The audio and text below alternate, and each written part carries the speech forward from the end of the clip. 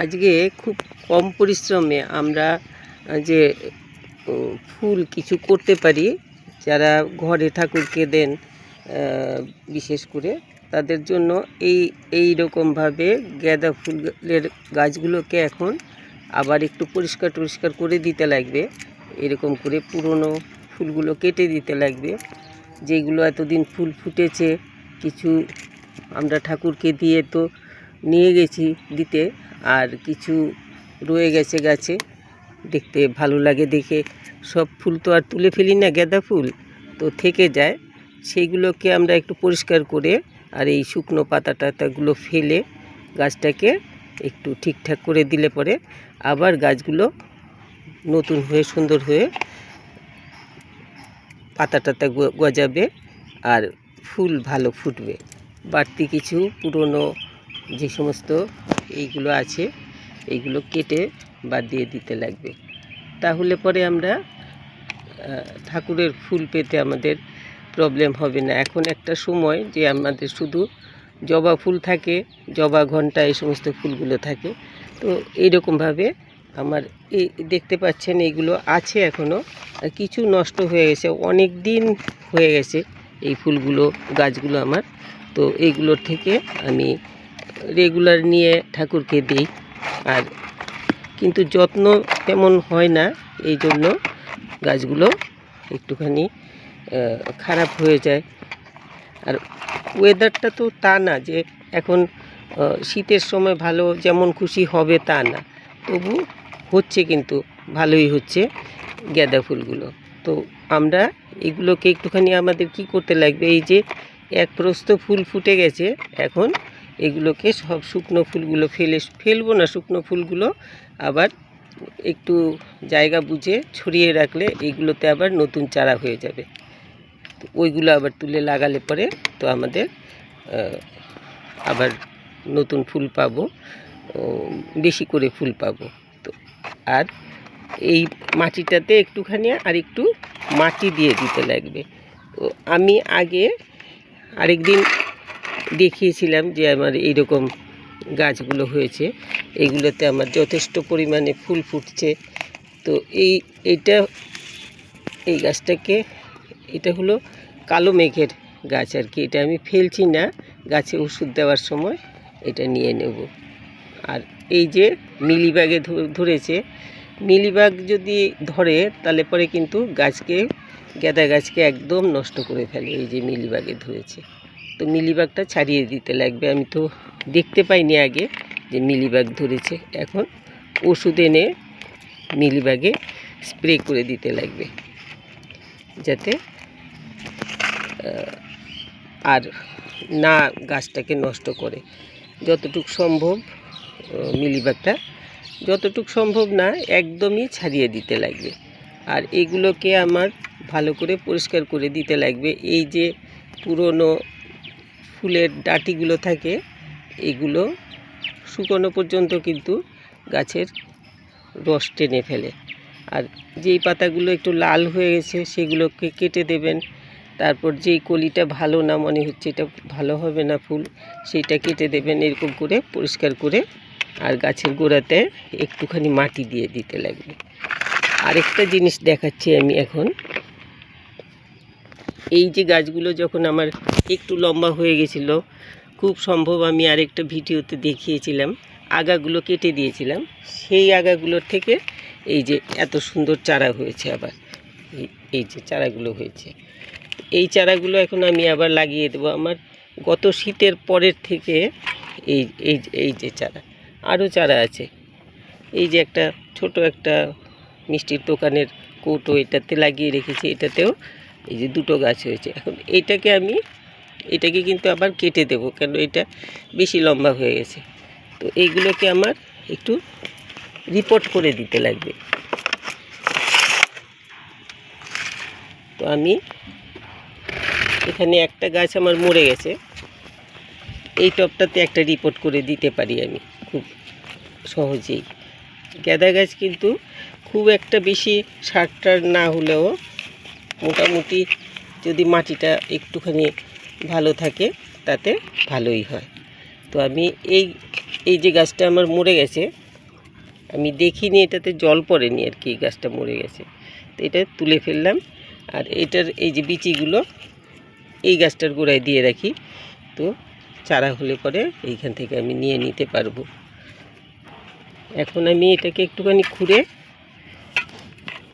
আমি এটাতে এক্ষুনি আমি গোবর টোবর কিছুই দেব না, শুধু এই মাটিটা শক্ত হয়ে আছে, এটাকে একটুখানি ছাড়িয়ে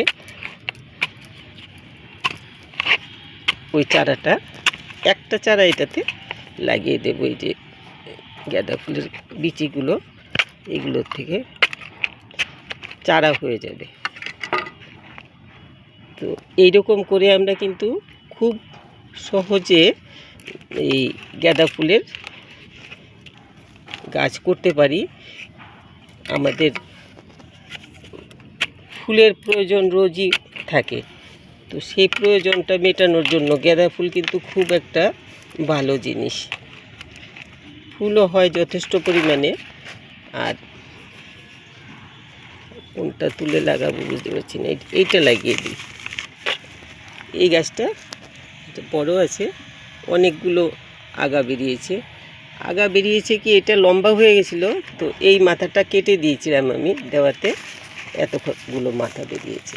এখন আমি এটাকে এটার থেকে ছাড়িয়ে নিই।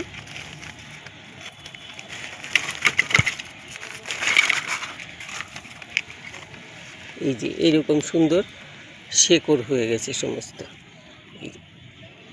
খুব সহজে গাঁদা ফুল আমরা খুব কম পরিশ্রমে করতে পারি, কিন্তু এই সময়টা যে বর্ষার সময় গাঁদা ফুলে গাছ হয়ে থাকে, ফুল তো হয় না, কিন্তু একটুখানি এইগুলোর সুবিধা মতো ইয়ে করতে পারলে,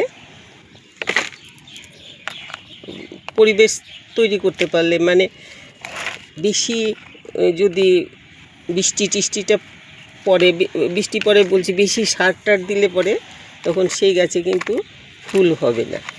আর বেশি জলের মধ্যেও গাছ বেশি বেড়ে যায়, আর বেশি জলের মধ্যে গাছ পচে যায়। তো আমি এই যে বসিয়ে দিলাম এই গাছটাকে, এই যে টবটাতে বসিয়ে দিলাম। এখন এটা আমার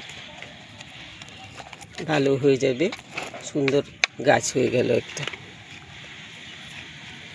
এরকম করে আপনারা ইচ্ছে করলে বাড়িতে ঠাকুরের জন্য যে ফুলের প্রয়োজন, সেই প্রয়োজনটা খুব সহজে এইভাবে গাঁদা গাছ কিন্তু করে নিতে পারেন। আমার আজকে ঠাকুরের জন্য নেওয়া হয়েছে, রোজ নেওয়া হচ্ছে, কিন্তু রোজই গাছে অনেকখানি ফুল থেকে যায়, যেগুলো আরও ওইদিকে আছে পেছন দিকটাতে। তো এগুলো আমার হয়ে যায়, ঠাকুরের পুজোর ফুলের অভাব হয় না। এইরকম করে এখন একটু জল দিয়ে দেব। এটা লাগিয়ে দিয়েছি, বাকিগুলো লাগিয়ে দেব এখন। একটু জল দিয়ে দিলাম গাছটা যাতে ঠিকঠাক মতো হয়ে যায়। জলটা নেমে গেলে গাছটা বেঁচে যাবে, ভালো হয়ে যাবে, কোনো রকম প্রবলেম হবে না। এখন রয়ে গেল আমার আরও এই একটা, এখানে আছে দুটো, আর পেছন দিকটাতে আরও ইয়ে রয়েছে। এখন আমি বলছি আপনাদেরকে, গাছটা লাগাবেন যখন, এই গাছটা যখন লম্বা হয়ে গেছে অনেকটা, এইটা অনেকটা লম্বা হয়ে গেছে, তো আমি এটাকে এইখান থেকে কেটে দেব। কেটে দিলে এই জায়গাগুলো দিয়ে আবার নতুন নতুন ডালপালা গজাবে, এইসব জায়গা দিয়ে ডালপালা গজাবে। আর এইটাকে আমি এখন একটা জায়গাতে, ওই যেমন আগে প্যাকেটে লাগিয়ে রেখেছিলাম, এরকম একটা প্যাকেটে, এই প্যাকেট আছে এখানে, এই প্যাকেটটাতে এখন আমি লাগিয়ে রেখে দেব। এই যে প্যাকেটটা, এটাতে একটু মাটি আছে, এটাতে আমি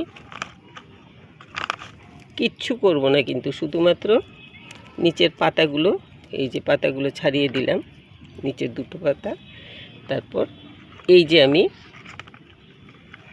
অন্তত 1.5 ইঞ্চি 2 ইঞ্চি ঢুকিয়ে লাগিয়ে একটু ছায়াতে রেখে দেবেন।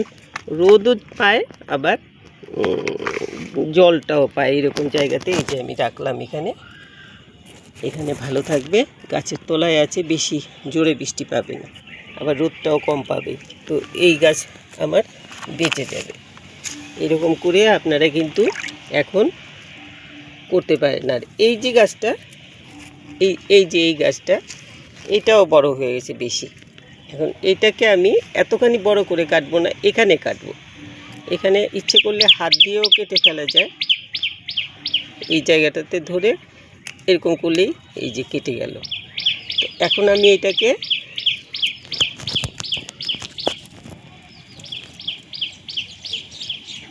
এই জায়গাটার থেকে আর এই দুটো পাতা আমি কেটে ফেলব। এই দুটো পাতা কেটে দেব।